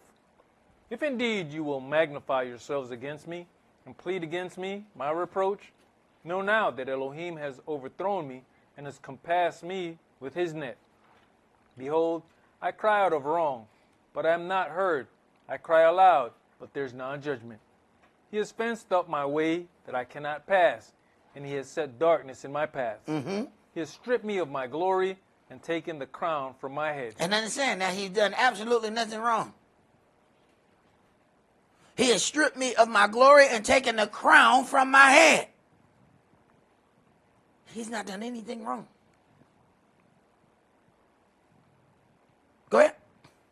He has destroyed me on every side, and I am gone, and mine hope has he removed like a tree. He has also kindled his wrath against me, and he counts me unto him as one of his enemies. His troops come together and raise up their way against me, and encamp round about my tabernacle. He has put my brethren far from me, and my acquaintance are verily estranged from me. My kinsfolks have failed, and my familiar friends have forgotten me. They that dwell in my house and my maids count me for a stranger. I am an alien in their sight.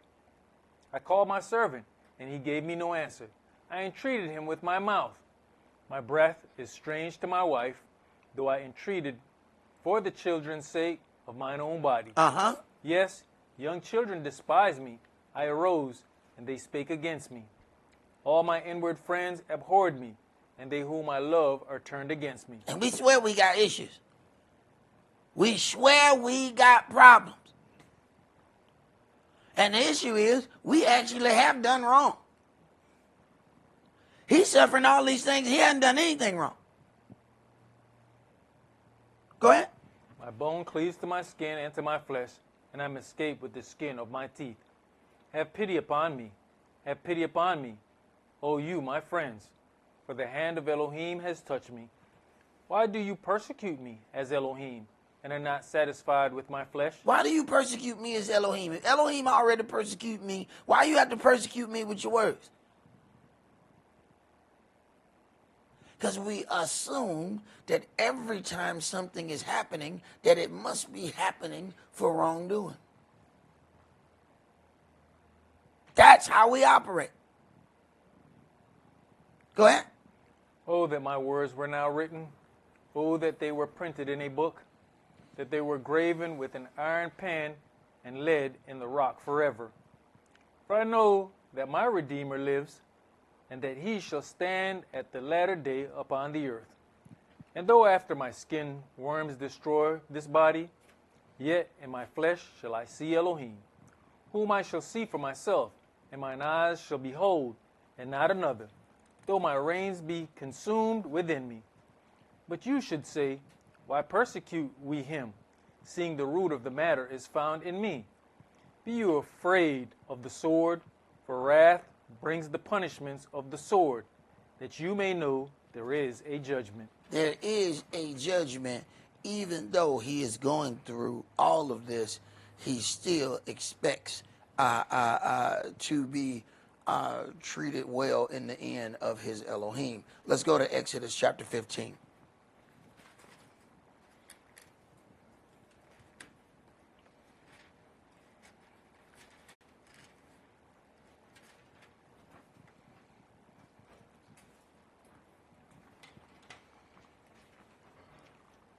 Then sang Moshe and the children of Israel this song unto Yahweh, and spake, saying, I will sing unto Yahweh, for he has triumphed gloriously.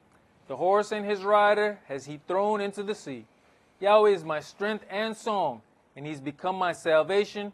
He is my Elohim, and I'll prepare him an habitation, my father's Elohim, and I'll exalt him. Yahweh is a man of war. Yahweh is his name. Yep, but what we know and what we have been given is God is love. And we think that that is such a wonderful, soft, and beautiful statement that we have allowed that statement to limit the power of our Elohim. God is love. He says, well, he's a man of war. There's certain parts out of creation that are destructive. For them to just build a highway, they had to blow up the mountain. There's power in creating. We want to say he's a creator, but we don't give him the attributes of destruction. To construct one thing, you may have to deconstruct something else. So he has only the power to love? Go ahead. Pharaoh's chariots and his host as he cast into the sea. His chosen captains also were drowned in the Red Sea. The depths have covered them. They sank into the bottom as a stone. Your right hand, O Yahweh, is become glorious in power. Your right hand, O Yahweh, has dashed in pieces the enemy. And in the greatness of your excellency, you have overthrown them that rose up against you. You sent it forth your wrath, which consumed them as stubble. And with the blast of your nostrils, the waters were gathered together. The flood stood upright as an heap, and the depths were congealed in the heart of the sea. The enemy said, I'll pursue, I'll overtake, I will divide the spoil. My lust shall be satisfied upon them. I will draw my sword, my hand shall destroy them. You did blow them with your wind. The sea covered them. They sank as lead in the mighty waters. Who is like unto you, O Yahweh, among the gods? Who is like unto you, glorious in holiness, fearful in praises, doing wonders? You stretcheth out your right hand, the earth swallowed them. You in your mercy has led forth the people which you have redeemed. You have guided them in your strength unto your holy habitation. The people shall hear and be afraid. Sorrow shall take hold on the inhabitants of Palestina. Then the dukes of Edom shall be amazed. The mighty men of Moab, trembling, shall take hold upon them. All the inhabitants of Canaan shall melt away. Fear and dread shall fall upon them. By the greatness of your arm, they shall be as still as a stone, till your people pass over, O Yahweh, till the people pass over which you have purchased. You shall bring them in and plant them in the mountain of your inheritance, in the place, O Yahweh, which you have made for you to dwell in the sanctuary, O Adonai, which your hands have established. Yahweh shall reign forever and ever. For the horse of Pharaoh went in with his chariots and with his horsemen into the sea. And Yahweh brought again the waters of the sea upon them. But the children of Israel went on dry land in the midst of the sea. And Miriam, the prophetess, the sister of Aaron, took a timbrel in her hand, and all the women went out after her with timbrels and with dances. You know, we have to remember the very first part. Then sang Moshe and the children of Israel this song unto Yahweh. These are lyrics.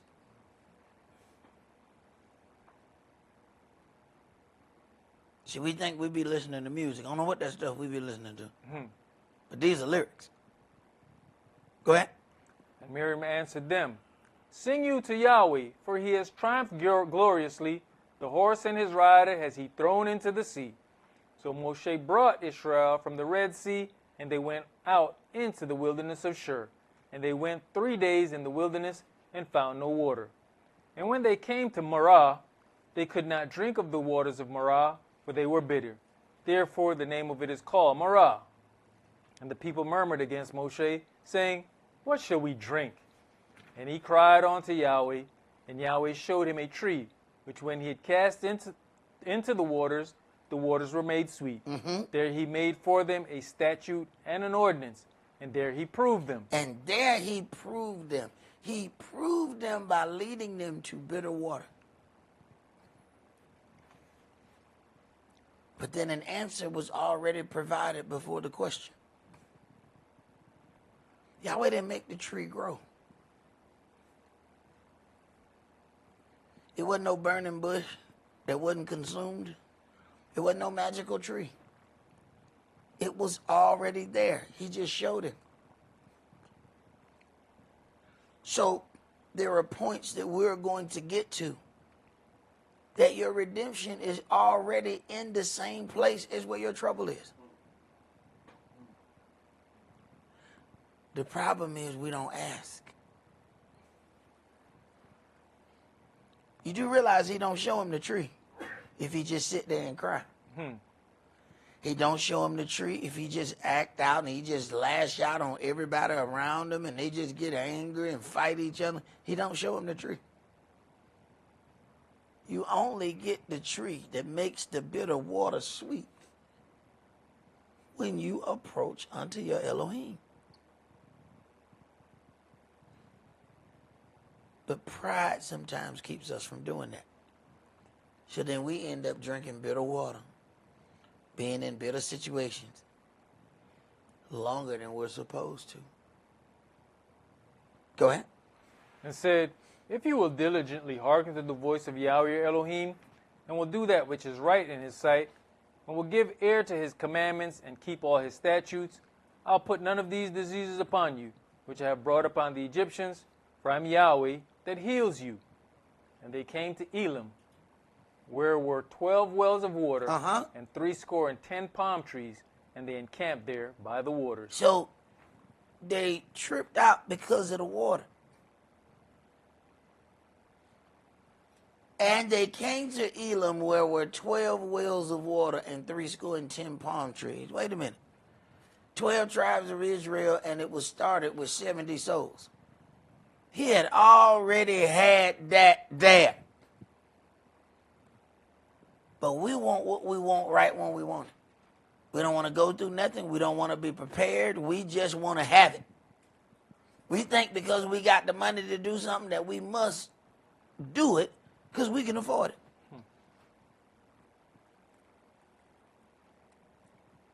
That's not how our Elohim operates. Let's go to Isaiah chapter 54.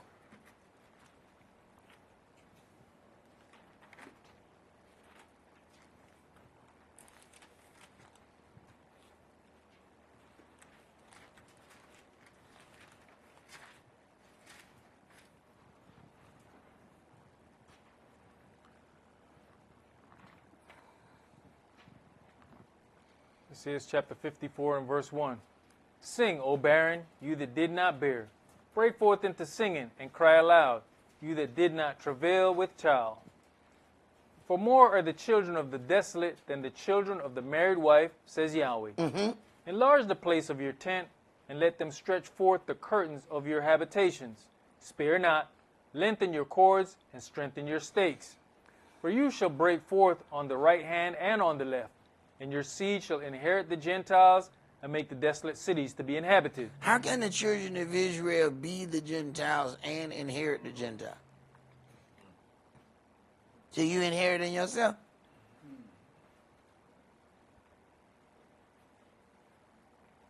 Go ahead. Fear not, for you shall not be ashamed, neither be you confounded, for you shall not be put to shame. For you shall forget the shame of your youth, and shall not remember the reproach of your widowhood any more. For your Maker is your husband, Yahweh of hosts is his name, and your Redeemer, the Holy One of Israel, the Elohim of the whole earth, shall he be called. For Yahweh has called you as a woman forsaken and grieved in spirit, and a wife of youth, when you was refused, says your Elohim. For a small moment have I forsaken you, but with great mercies will I gather you. Right, it's a small moment unto Yahweh, but it hurts us very much. Go ahead. In a little anger I hid my face from you for a moment, but with everlasting kindness will I have mercy on you, says Yahweh your Redeemer. So Yahweh said, this is a relationship. Things don't go right, you get the silent treatment. We know what that is. You ain't never had that? I mean, you come home and speak. I mean, it might still be food in there. You just gonna have to figure it out. There ain't nobody telling you. I mean, you ain't smell it? You ain't smell it? What's for dinner? You see the stove, don't you? Go ahead. For this is as the waters of Noah unto me. For as I have sworn that the waters of Noah should no more go over the earth, so have I sworn that I would not be angry with you, nor rebuke you. For the mountains shall depart, and the hills be removed, but my kindness shall not depart from you, neither shall the covenant of my peace be removed, says Yahweh, that has mercy on you. O you afflicted, tossed with tempest, and not comforted. Behold, I will lay your stones with fair colors, and lay your foundations with sapphires. And I'll make your windows of agates, and your gates of carbuncles, and all your borders of pleasant stones. And all your children shall be taught of Yahweh, and the great shall be the peace of your children. And great shall be the peace of your children. In righteousness shall you be established. You shall be far from oppression. For you shall not fear, and from terror, for it shall not come near you. Behold, they shall surely gather together, but not by me. Whosoever shall gather together against you shall fall for your sake. Whosoever shall gather together against you shall fall for your sake. But you have to go through some stuff to get to that point. See, some of the gathering is the pressure test. Then comes the real battle. No, he got you there. But you got to be able to recognize the difference. See, in a pressure test, you can scream for help, ain't no help coming. It's a stress test. You don't help in the stress test.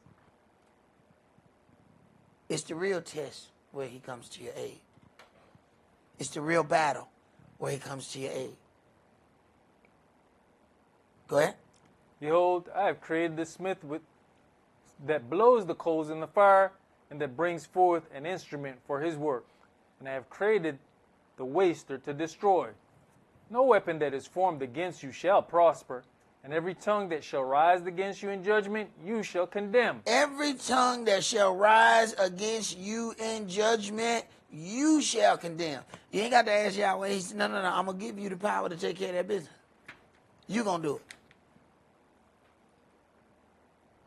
But you're going to have to earn that power. Go ahead. This is the heritage of the servants of Yahweh, and their righteousness is of me, says Yahweh. All right. So that's all that we're going to do for today. We're going to mark off. We'll get back started here, Yah's will, next Sabbath. There's some things that I just don't want to go into if we can't fully get into it. But we have to get to that point where we are allowing Yahweh to prepare us for his purpose. I know we have our own purposes. We have our own things that we want to do. We have our own dreams, our aspirations in life. You know, we say, you know, I have this gift, so then you want to use that gift for what you think it's for. But when the Elohim of all the earth has said, you know what, I want you to be a servant, you have to allow him to use that gift the way he see it is fit. We have to allow him that ability to put us back on that potter's wheel and make something else. Something that suits him. That's all that we're going to do for today. Remember the Sabbath to keep it holy. Shabbat shalom. Shabbat shalom.